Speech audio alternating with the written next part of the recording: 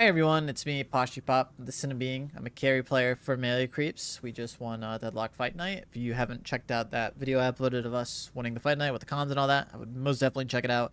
It includes all of our comms of the tournament. Nothing's edited, nothing like that. So anyways, today I'm here to teach you how to build like a professional Deadlock player. Well, in reality, it's how to build like me, Deadlock. I can't really speak for how anyone else builds in Deadlock, but this video is separated into 5 parts. I recommend watching every single part and not skipping through because it is important that you just take in all the knowledge from all the parts in this video. Usually, or why did I say usually? I don't really make educational content like this, so if you do enjoy this, please let me know so I can make more. If it does well, I'll make more and stuff like that. But yeah, enough lollygagging around. Let's kind of get into the video, shall we? So before in Deadlock, you had item slots that you could only build specific items in. The orange slots, you could only build orange items. Green slots, you can only build green, etc., etc. And it'd be very easy to just make builds because you'd have like items you'd fill your orange slots with, items you'd fill your green slots with, etc., etc. Now you can build, hypothetically, a million oranges, right? No punishment. You just can fully do it.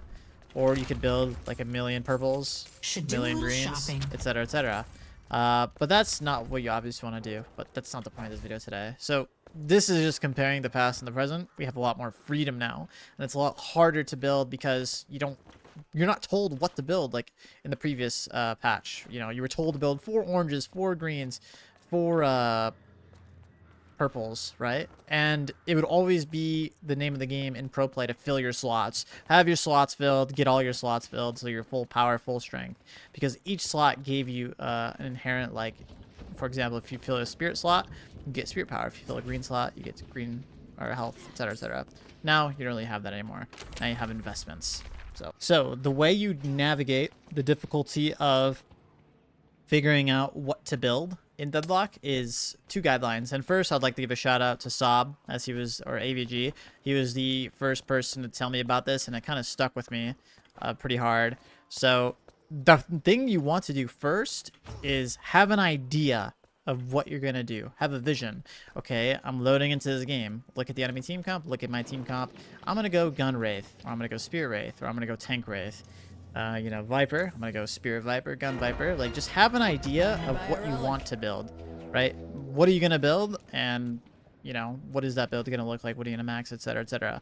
And then obviously, I can think of a few items like in that idea that you know you might come up with. So for Spirit Viper, you know, extra Spirit, Mystic Burst, pretty simple. Gun Viper, you're gonna build probably Swift Striker, Burst Fire, Titanic Mag, or something like that, right? Whatever. Doesn't really matter the item specifically, but first, you just want to start with an idea. Second, this is more niche advice, is you want to invest at least 1 tier of weapon, vitality, and spirit on each item. Because in regards to efficiency, it is the most efficient to spend at least 800 souls in each of these investments. So what that kind of looks like is just like this, for example. We live in interesting times, don't we? This is the equivalent of filling your slots. Just getting 1 investment in each of these slots, whether it's 1,000,000 gold or 800 gold, at least having 800 gold spent in each of these investments is essential. Very, very essential. This is the equivalent or the new filling your slots. And I'm not saying max out your orange and max out your green or max out your purple. Just make sure you have something invested. You never want something like this. So full spirit, and then you have some green. And then you have no orange. All right, you see how your purple bar is maxed and your green bar is maxed, and you don't have a single orange item? This is really bad. So you want to make sure you kind of balance out a little bit, even if it's just an 800G investment. This, for example, here, to sell this item, this is a lot better, right? Even if it's only 800 souls. Next, when it comes to your character and the idea that you have for your character, there will be items that you will always build on the character. So, for example, if I'm playing Wraith, I'm always going to build Titanic Mag, and I'm always going to build Swift Striker. If you're playing Punch Abrams, you are always going to build Melee Lifesteal, probably going to build Spirit Strike, and you're probably going to build Melee Charge. These are items you will always build on Punch Abrams. If you're building Alt Warden, let's go to Alt Warden. You're 100% buying cooldown for your ults. You're 100% buying Arcane Surge. You're buying Surge of Power, etc., etc. You get the idea. So once you have your idea, think of the essential items that you need for your character. And if you look, I have a Wraith build. The Wraith build is called Poshypop Wraith Core. What this is, essentially, is the essential items that I will build every single game on Wraith, for a few exceptions. Like Intensifying Magazine, I don't really build every single game anymore. Opening Rounds, I really don't build every single game. Unstoppable, Inhibitor, Hollow Point, Extra Charge, etc., etc. So these are items that I will always build for the most part on Wraith no matter what. And it makes sense. Swift Striker Titanic, just really good value, really cheap. Gives a lot of power, really good for DPS. And figuring out the essential items for the build that you're trying to do might require some testing. So what I mean by that is, in the scope of Wraith, the items that you always build first are probably going to be items that give you the most damage. So the reason I have Mercurial here is Mercurial gives you the most damage, or at least it did once upon a time. I don't really know if it does anymore. For like your 6k buy as Wraith. And Swift Striker, you know, full life steal is essential for carry Wraith because you're shooting your gun. You want to heal from shooting your gun. What else is here important? Monster rounds for farming the jungle because you're a carry player. You farm the jungle a lot, etc., etc. You get the point. So you need to test around and figure out the essential items for the build that you are going in Deadlock. Next, the reason why I don't have a million items in this build, like you might do this build here, like, okay, wait, what do I buy after this? It's only 18k souls of like money I haven't invested. Like, what else am I buying? Well, the next things you're buying outside of your core items are your situational items. And situational items are much, much more present in Deadlock on this patch. So what I'm talking about in regards to situational items are plated armor is a situational item, Witchmail is situational, Unstoppable is situational, Spellbreaker, Juggernaut, Divine Barrier, let's see, Spirit Burn, Scourge, Focus Lens, Ethereal Shift, Arctic Blast maybe, Capacitor, Armor Piercing Rounds, Silencer, Frenzy, Crippling Headshot. All of these items that I listed, not obviously, there's more, of course, but those are all situational items that you will build based on the situation. And situational buys factor two things. It factors the enemy team comp, so like what the enemy has, like what characters, so Pocket, Wraith, you know, 7, those are specific characters that you might build certain items against, and their items. So like countering what they're building. So for example, if we see here plated armor, if you see a plated armor in the enemy team, set them here, you're going to build the item that literally has bolt holes going through the item you're trying to counter, right? Armor piercing rounds. Like the literal picture is plated armor with bullet holes. This is the item you build for plated armor. If the enemy has Juggernaut, you're probably going to build something like Unstoppable, so Juggernaut doesn't affect you when you hit the person. If the enemy has something like Cheat Death, you're probably going to get Cursed to prevent Cheat Death from occurring. If that makes sense. So those are examples of building situationally in regards to items. Or yeah, so I'm going to bring up some examples now of building situationally in an actual game.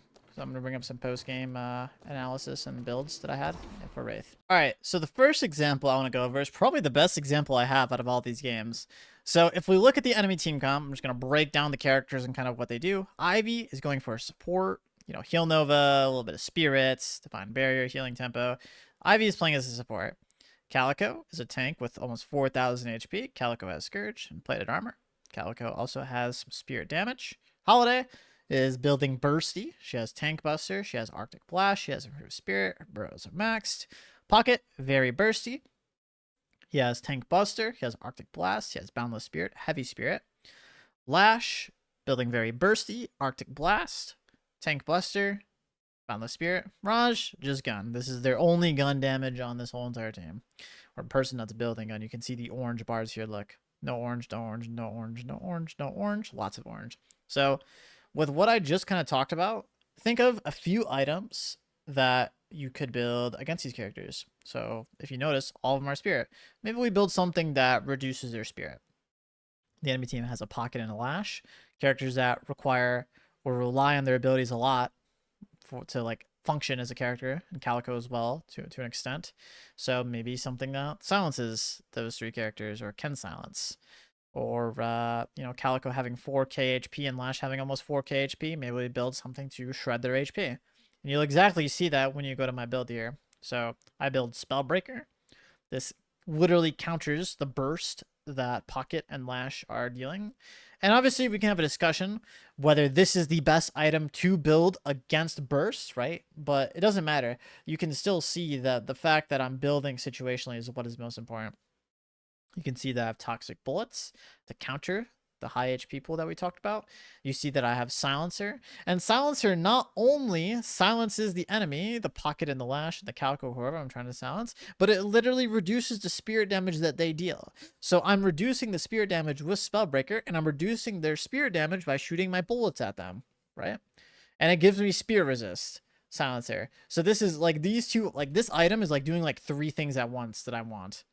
And capacitor, this is use or a specific item that I didn't really talk much about in my little spiel going into this part of the video. But Calico has Scourge, and Scourge is considered a buff. And Scourge is a very, very, very strong buff. I mean, it's a 6.4k item, so it would hopefully be like very impactful, the item. So we build capacitor to counter that. And capacitor, what it is it shoots a projectile, the active, and it removes the buff from the enemy, removing the scourge, basically.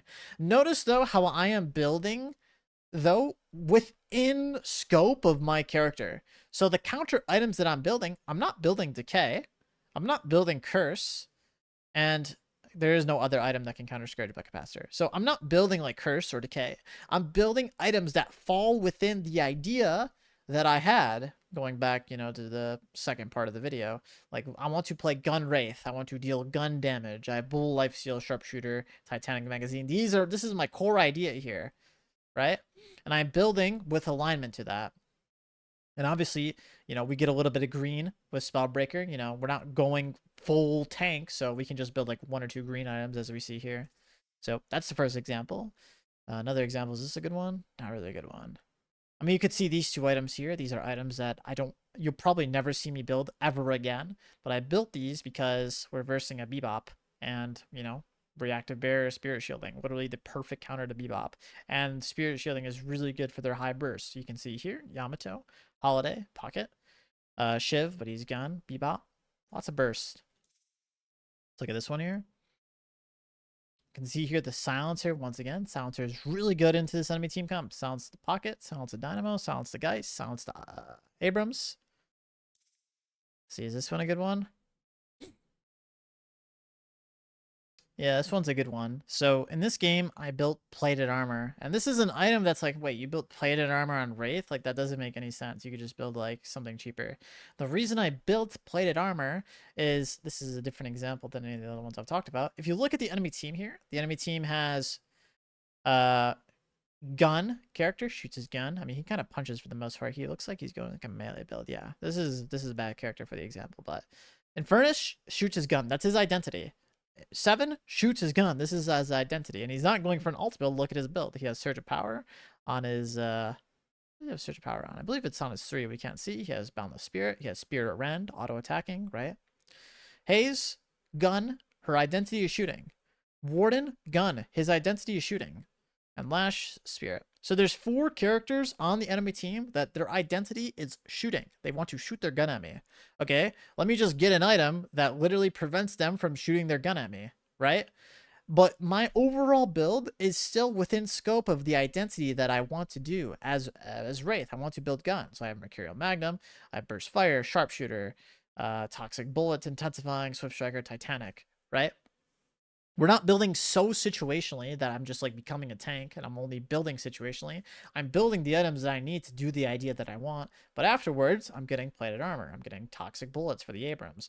I'm getting unstoppable for the 7 stun and the Abrams ults and charge or whatever. And the lash ults and the furnace stun, haze, dagger, whatever. Is this another good example? Let's see. Aha, so here we have armor piercing rounds. I'm building armor piercing rounds this game because the Shiv has plated armor. The Yamato has 30% bullet resist, and if you didn't know, armor piercing rounds ignores bullet resist, ignoring their bullet resist you can see in the tooltip. And Geist has 43% bullet resist. If we go through these past 4 games here, I do not build armor piercing rounds, okay? I only build it this game because of the enemy team comp, because of what characters are on the enemy team and what items they're building. Yamato is the character reason as to why I'm building armor piercing rounds. And the item she has is the reason as well that I'm building armor piercing rounds. So it's like 2 factors in the Yamato. Shiv, it's really only the items he has, plated armor. And Geist, it's really only the items she has is why I'm building armor piercing rounds. So I hope these examples give you some insight on how to build like a pro player, quote unquote, or whatever. I kind of get tired of people asking me what my build is, what I like to build. Yo, you got a build, bro? Can I get the build ID? The thing is, I don't have a build because I always build situationally. I do have 4 items that I always build. You know, that Wraith build, for example, if we go back to that. These are the items that I will probably always build on Wraith. And then after these items, I have my situationals that I just look at the shop for. And my biggest advice is if you're looking to practice this etiquette that I spoke about in this video, don't have a build. You know, you can have a core, you know, items you're going to build for your Punch Abrams or your Gun Warden or whatever. But after that, build situationally and make sure it's within the scope of your idea that you have for your character or your build. Yeah, that's all I have for you guys today. If you have any comments, questions about anything I just spoke about in this video, you are more than welcome to leave a comment. I will try my best to respond. Once again, I really don't like making educational content because get very tired and in regards to just like the effort it takes and the brain power it takes. So please show support if you enjoyed this and let me know if you did. And yeah, hope you guys have a great rest of your day and I will see you all later.